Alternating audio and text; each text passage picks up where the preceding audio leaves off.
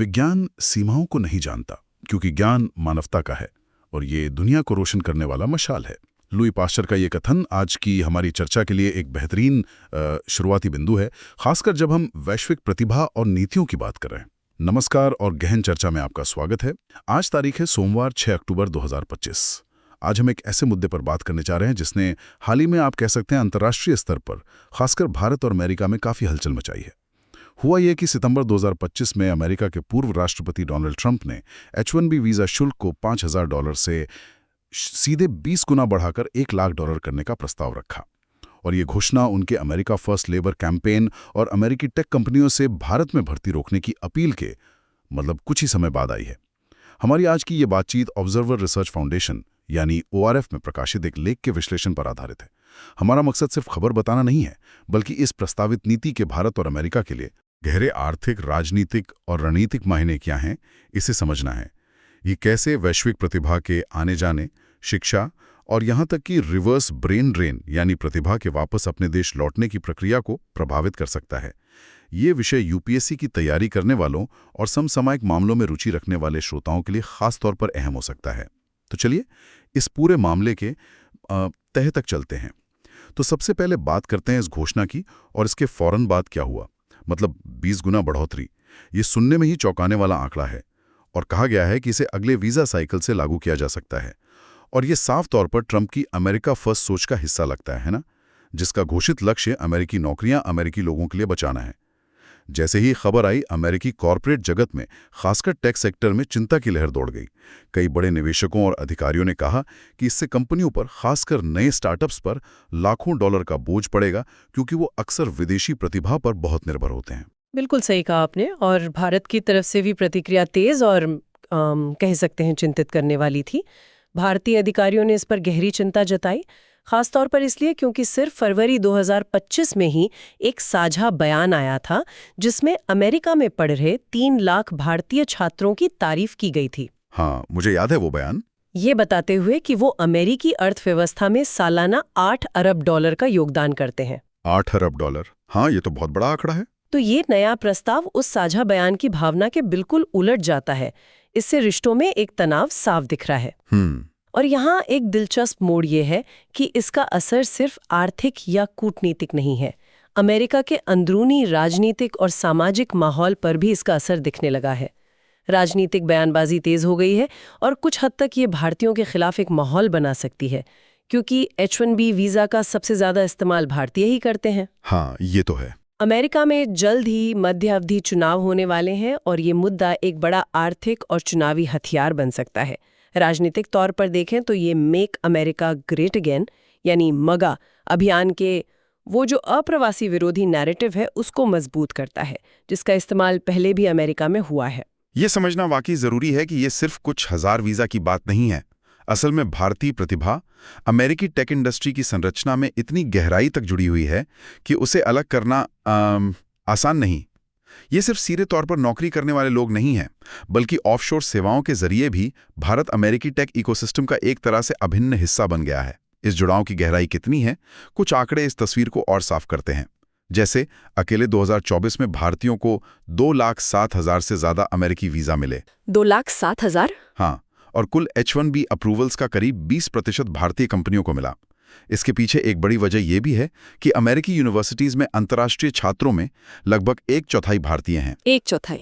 इनमें से कई छात्र पढ़ाई के बाद optional practical training OPT program के जरिए वहीं काम करना शुरू कर देते हैं और फिर टेक कंपनियों में स्थायी भूमिकाएं निभाते हैं। और ये प्रतिभा सिर्फ शुरुआती स्तर पर नहीं है।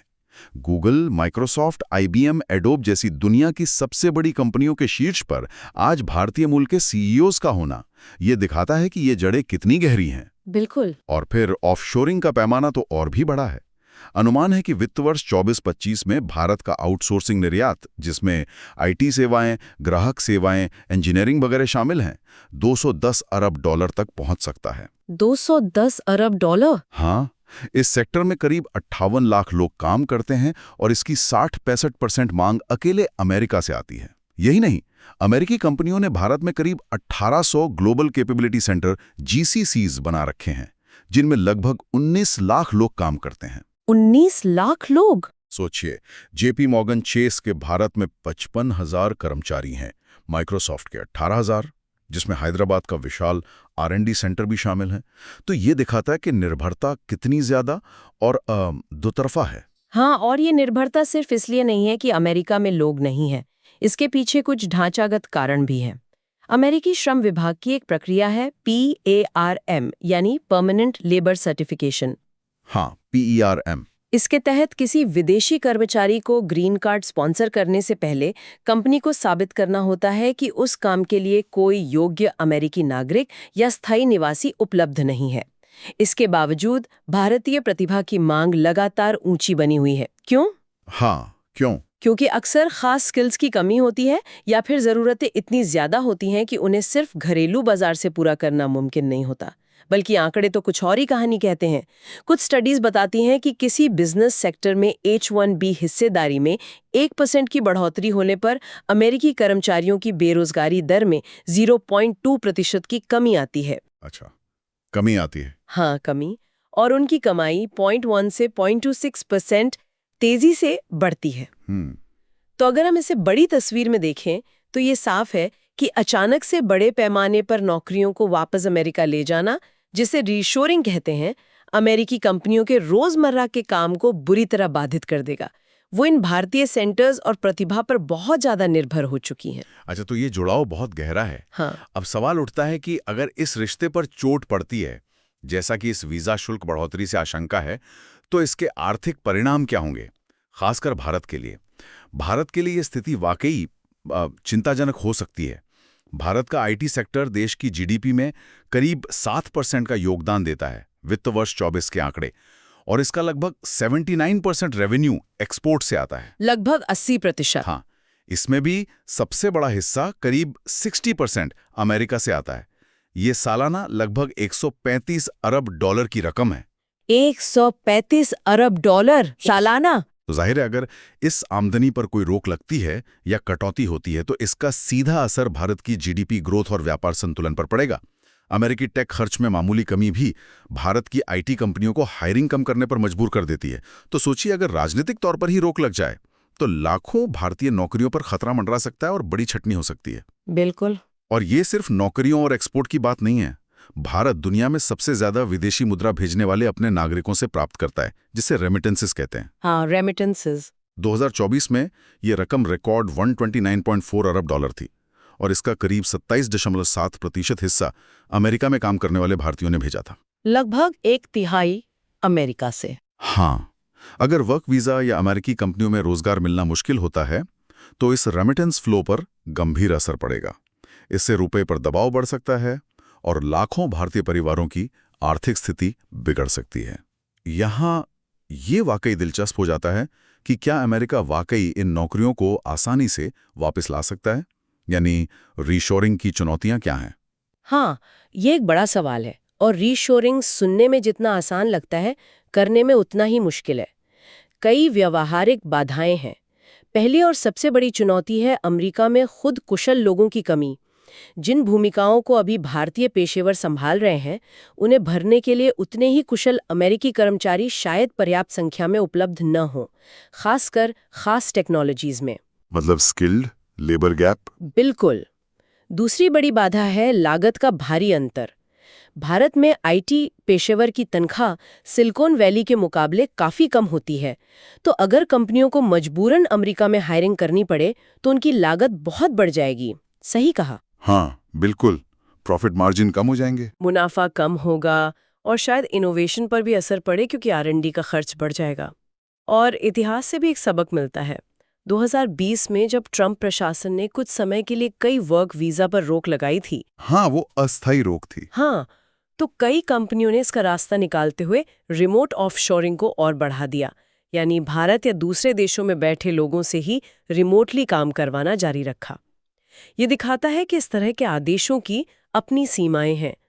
तो ये एक महत्वपूर्ण सवाल खड़ा करता है कि क्या ये प्रस्तावित नीति वाकई अमेरिकी नौकरियों की रक्षा करने का लक्ष्य हासिल कर पाएगी या इसके अनपेक्षित परिणाम होंगे जो खुद अमेरिकी अर्थव्यवस्था के लिए नुकसानदेह साबित हो सकते हैं। यानी ये सिर्फ भारत अमेरिका का द्विपक्षीय मामला नहीं है, राइट। इसके वैश्विक असर भी हो सकते हैं। अगर अमेरिका भारतीय प्रतिभा के लिए दरवाजे सख्त करता है तो क्या होगा, कहाँ जाएगी ये प्रतिभा? बिल्कुल, एक बड़ी संभावना ये है कि ये प्रतिभाशाली लोग दूसरे देशों का रुख कर सकते हैं और ऐसा हो भी रहा है।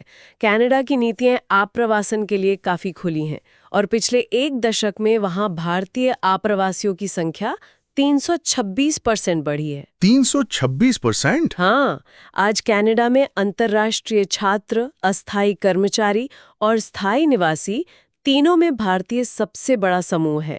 ऑस्ट्रेलिया और जर्मनी जैसे देश भी स्टेम यानी साइंस, टेक्नोलॉजी, इंजीनियरिंग, मैथ्स के पेशेवरों को आकर्षित करने के लिए खास कार्यक्रम चला रहे हैं। हाँ, जर्मनी का नाम काफी सुना है इस मामले में। यूरोप की यूनिवर्सिटीज में भी 2015 से 2023 के बीच भारतीय छात्रों का नामांकन 45% बढ़ा है। ये कोई नई बात नहीं है। ट्रंप के पहले कार्यकाल में भी जब अनिश्चितता बढ़ी थी तो विप्रो जैसी भारतीय कंपनी ने जर्मनी में अपना डिजिटल इनोवेशन हब खोला था। तो अमेरिका के लिए इसका सीधा खतरा क्या है? साफ तौर पर दुनिया की सबसे बेहतरीन प्रतिभा तक पहुंच खो देना, है ना? इससे सिलिकॉन वैली की इनोवेशन क्षमता पर बहुत बुरा असर पड़ सकता है। आंकड़े बताते हैं कि अमेरिका के 55% यूनिकॉर्न, $1 अरब से ज्यादा वैल्यू वाले स्टार्टअप के संस्थापक अप्रवासी हैं। आधे से ज्यादा। और उन संस्थापकों में से 40% भारतीय या भारतीय मूल के हैं। अगर ये टैलेंट पाइपलाइन बाधित होती है तो ये सोचना लाजमी है कि शायद अगली बड़ी टेक्नोलॉजी कंपनी या एआई का बड़ा ब्रेक थ्रू सिलिकॉन वैली के बजाय टोरंटो या बर्लिन में हो। बिल्कुल। और इसका एक दूसरा पहलू है रिवर्स ब्रेन ड्रेन का तेज होना, यानी कुशल भारतीय पेशेवरों का भारत वापस लौटना। हाँ, रिवर्स ब्रेन ड्रेन। अगर अमेरिका में अवसर कम होते हैं या माहौल प्रतिकूल होता है तो ये प्रवृत्ति और बढ़ सकती है। अभी करीब 18 लाख भारतीय छात्र विदेश में पढ़ रहे हैं।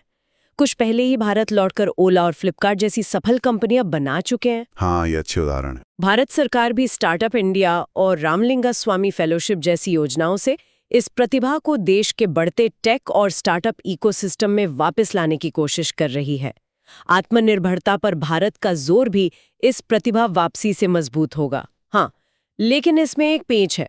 ये बदलाव रातों रात नहीं होगा, इसमें सालों लगेंगे। सही बात है। और इस बीच अगर अमेरिका जैसे बड़े बाजार में अवसर कम होते हैं तो इससे भारत की विकास की रफ्तार धीमी हो सकती है।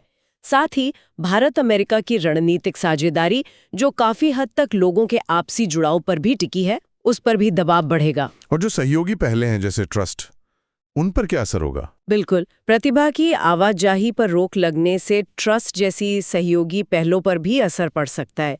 ये पहले महत्वपूर्ण टेक्नोलॉजी क्षेत्रों में भारत अमेरिका सहयोग को दर्शाती हैं, जिनका मकसद भरोसेमंद साथियों के बीच तकनीक में सहयोग बढ़ाना है। अगर सरकारी नीतियां प्रतिकूल होती हैं या समर्थन कम होता है तो विचारों का आदान प्रदान, साझा रिसर्च और इनोवेशन धीमा पड़ सकता है। अगर ये स्थिति लंबे समय तक बनी रहती है और अमेरिकी दरवाजे बंद होते दिखते हैं तो ये भारतीय प्रतिभा दूसरे, ज्यादा स्वागत करने वाले देशों की ओर जा सकती है।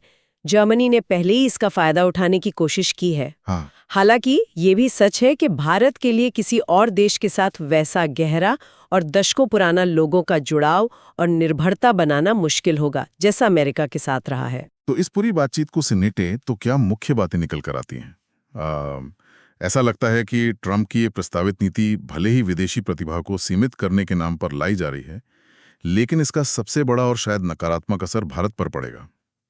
इससे न सिर्फ अमेरिका की अपनी इनोवेशन क्षमता को चोट पहुंच सकती है, बल्कि उसके एक अहम रणनीतिक साझीदार के साथ रिश्ते भी खराब हो सकते हैं। बिल्कुल। भारत के लिए टेक सेक्टर और विदेश से आने वाले पैसे यानी रेमिटेंसेस पर तत्काल असर पड़ सकता है। तो इसका मतलब क्या है? मतलब साफ है कि जहां तात्कालिक आर्थिक झटके लग सकते हैं, वहीं लंबी अवधि की चुनौतियां ज्यादा बड़ी हैं।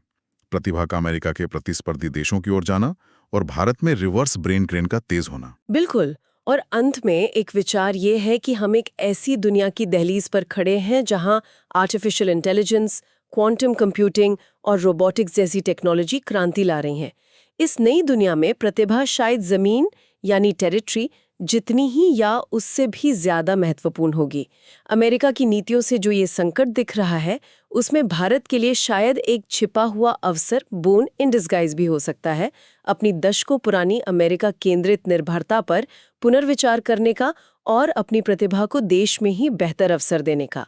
प्रतिभा का प्रबंधन और पोषण ही भविष्य की वैश्विक दौड़ में निर्णायक साबित होगा। हमें उम्मीद है कि ORF के इस लेख पर आधारित ये गहन चर्चा जानकारीपूर्ण रही होगी, खासकर यूपीएससी की तैयारी कर रहे उम्मीदवारों और समसामयिक विषयों में दिलचस्पी रखने वाले श्रोताओं के लिए। अगर आपको ये विश्लेषण उपयोगी लगा तो कृपया इसे लाइक करें और हमारे चैनल को सब्सक्राइब करें। अगर आपके कोई सवाल या विचार हैं तो नीचे कमेंट सेक्शन में जरूर लिखें। अगली चर्चा तक सोचते रहिए और सीखते रहिए।